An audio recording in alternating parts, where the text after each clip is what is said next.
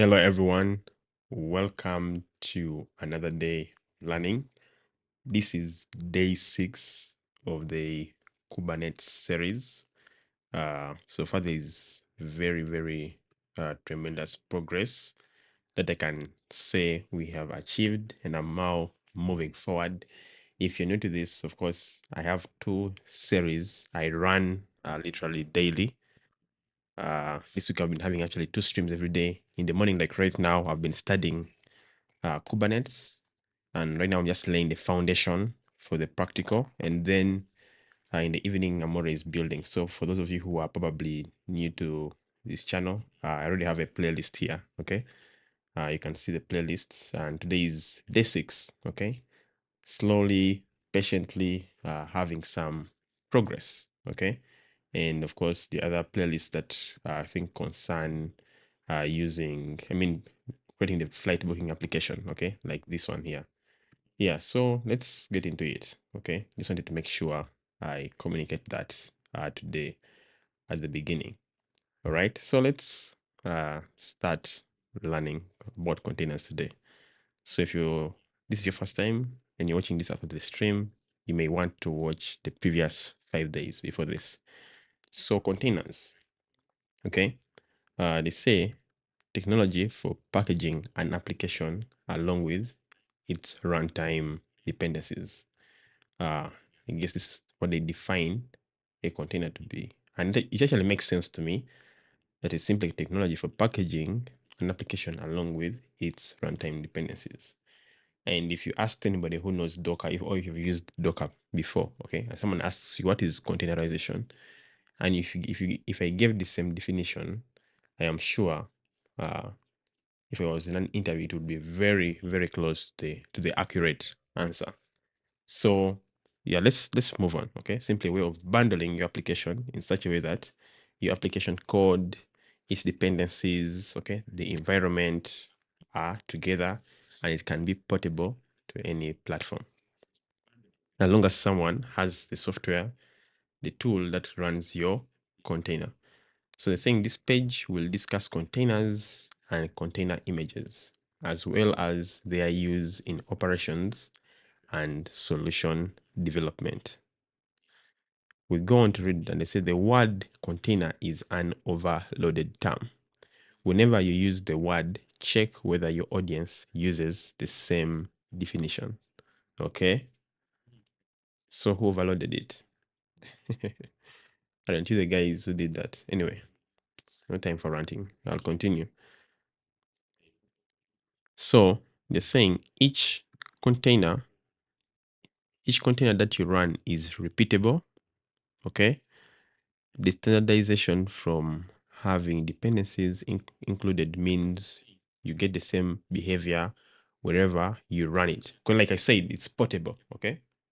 It helps you have your application portable so that as long as I have that container runtime, okay? I have an engine that runs containers. If you also have that engine that runs containers, and I give you that application, okay, which has been packaged, okay, using a container, or that runs in a container, you will have the same behavior, okay, like on my machine.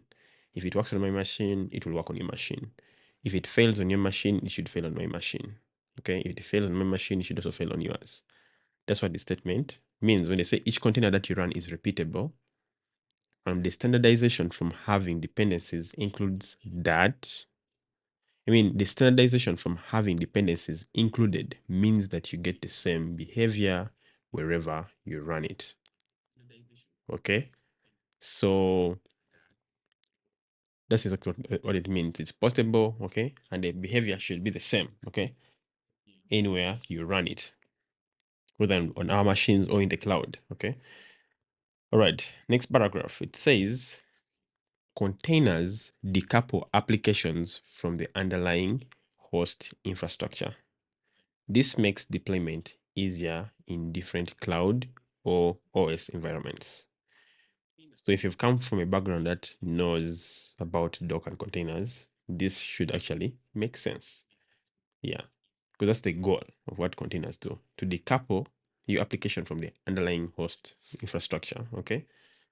which makes actually deployment easy, okay, because there's a separation of constants between the host machine, okay, and the actual application, which could be, of course, like your Fast API backend or whatever, or Django backend, PHP backend, Node.js backend, okay, whatever the case.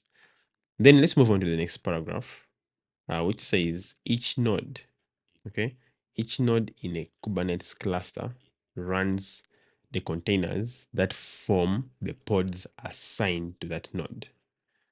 Each node in a Kubernetes cluster runs the containers that form the pods assigned to that node. Okay. Then the other statement says containers in a pod are co-located and co-scheduled to run on the same node. Okay. So in other words, if a pod has 4 containers, okay, all of them are logically organized to be on that same node. Okay. That's what they mean by co-located. And they're also prepared to run at certain times according to your purpose and configuration on the same machine. Okay. So that's what they mean. Actually, if you hover over this, okay, this is what they say. A node is a worker machine in Kubernetes. Okay. Simply machine, or think of it as a computer, okay? A virtual computer, a virtual machine for you. Excuse me a little bit, got a cold.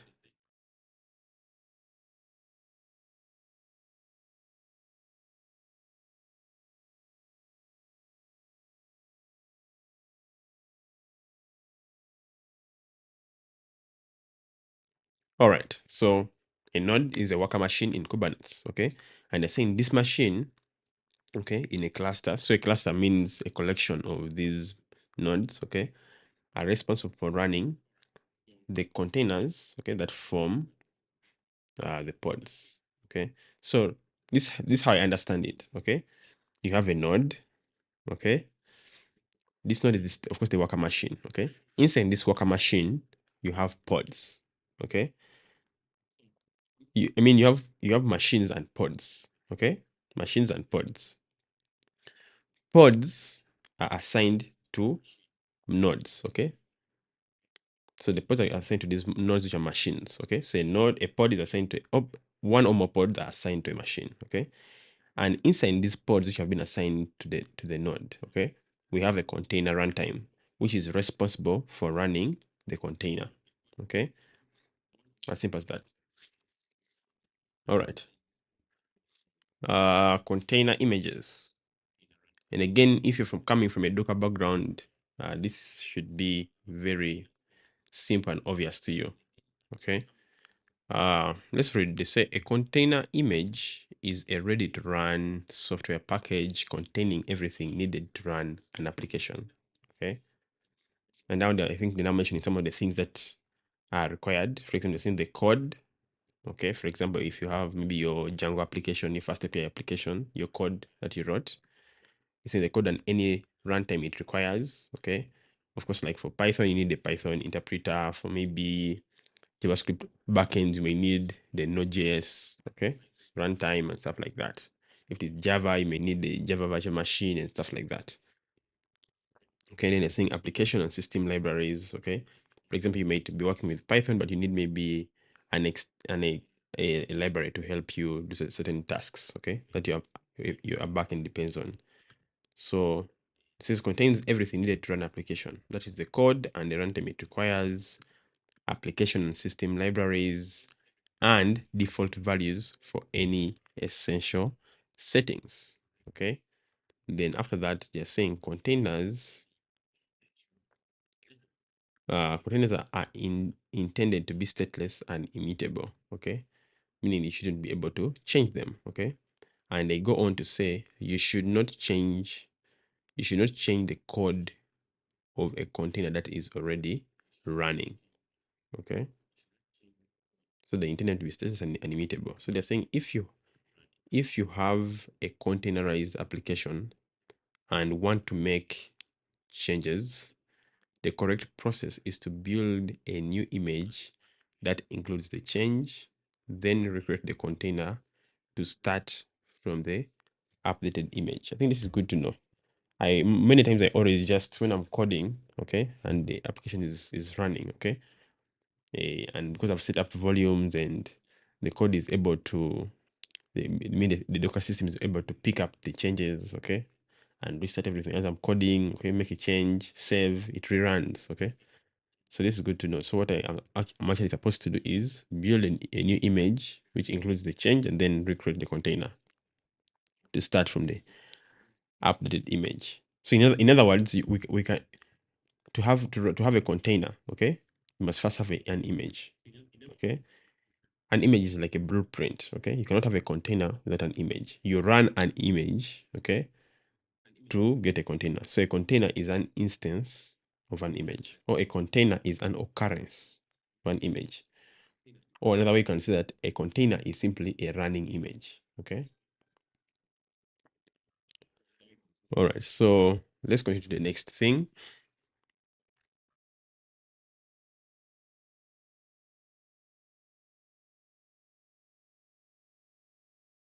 Now container runtimes, okay. So with container runtimes, they're saying in this paragraph, they're saying a fundamental component that empowers Kubernetes to run containers effectively.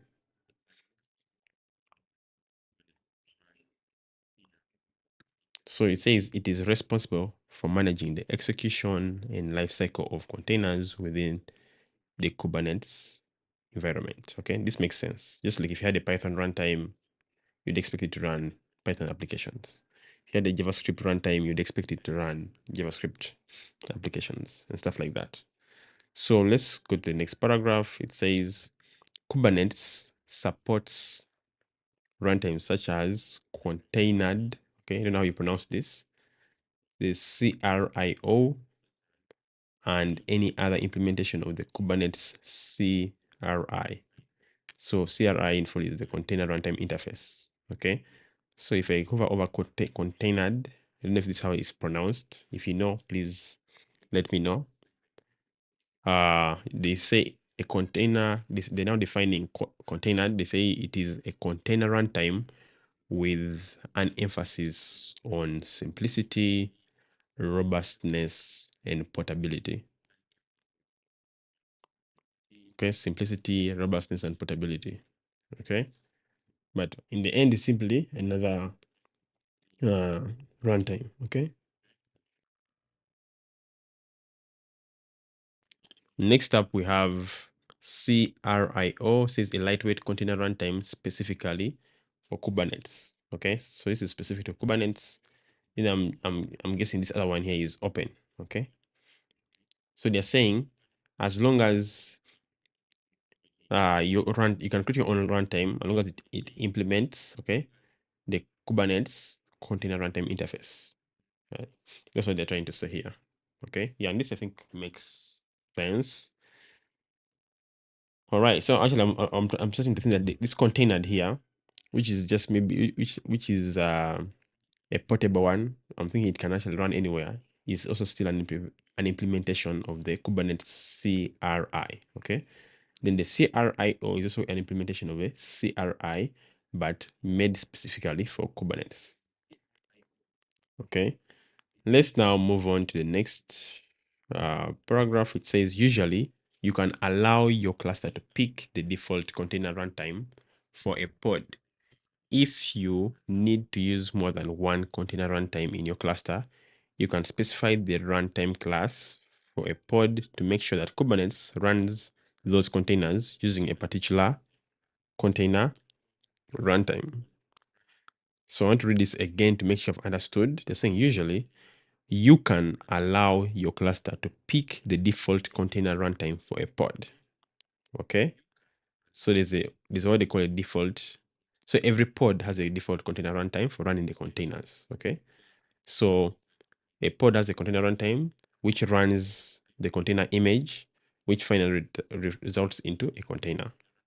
Okay. A pod has a container runtime, which is the technology for running the image, and that image results into a container. Okay. So they say if you need to use more than one container runtime in your cluster, you can specify the runtime class for a pod to make sure that the Kubernetes to make sure that Kubernetes runs those containers using a particular container runtime. Okay, this is cool to know. So I'm starting to think that maybe you might have three pods. Two pods use the default runtime. Maybe like two pods are using containered, this one. Okay, maybe you have four pods. Let's say you have 5 pods. Two pods use containered. Then maybe other 3 pods are using this one. Okay, this is how I understand it. That CRI-O may be running 3 pods, and 2 pods are using this. With container is maybe like the default. Or for example, you have 10 pods, okay, and maybe 5 pods are using this. CRI-O is set as the default runtime. Then the other 5 are using this, okay. And how that happens, we specify the runtime class for a pod, okay, and Kubernetes will pick up those container runtimes and know what to use specifically. Then they're saying you can also use RuntimeClass to run different pods with the same container runtime, but with different settings. Okay. They're saying you can also use RuntimeClass to run different pods with the same container runtime, but with different settings. Interesting. Okay. So, of course, ideally, you'd want all your pods to use maybe the same runtime. That's what I think. Okay. But yeah, I wouldn't mind about that. So I think we've come to the end of this. Okay. And look at this documentation. This is something interesting. It was last modified on October 12, 2024 at this time. Okay. So yeah, the documentation is like, can I call it like long lasting into the future? Right. So they have here some two links, container environment, container lifecycle hooks, but these are not things we shall look at today. Okay. I want to still follow that structured way of learning and doing things. Okay. So this has been a short one, but probably I can summarize it. Okay. The way I understand it. I like drawing things. So let me open TL Draw and I summarize how I understand this. So all I need is to delete all this. Okay. So this is how I understand it, guys. Okay. And you correct me if I'm wrong. Okay. We have the cluster. Okay. So this is a cluster. So I'll say this is the K8 Kubernetes. And I hope everybody now knows what K8 means. Eh? The K8 cluster. If you don't know, you may have to watch day one. It's actually very simple. If you don't know it, it's not as complex as you think it is. Okay. So you have a case cluster. Okay. What's a cluster? A collection of machines or nodes working together. Okay. I'll come here and I draw this is a node. Okay. It's a node. Okay. We have a node. Okay. So a node, another node. Maybe our cluster has maybe 4 nodes. Okay. And I'll name this is a node. So this is a node. Okay. So all these are nodes. Okay. These in blue are nodes. Okay. Or simply think about them as worker machines. Okay.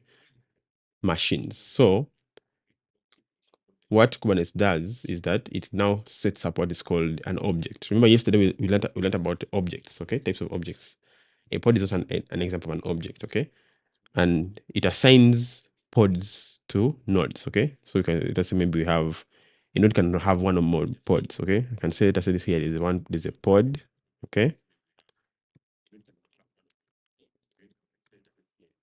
A pod inside this machine. Okay. But even this one here has pods. Okay. We have pods. Okay. Inside the machines. Okay. And again, soon we're going to go even deeper to understand how to create a pod and how the things work. Okay. So you have a pod. Okay.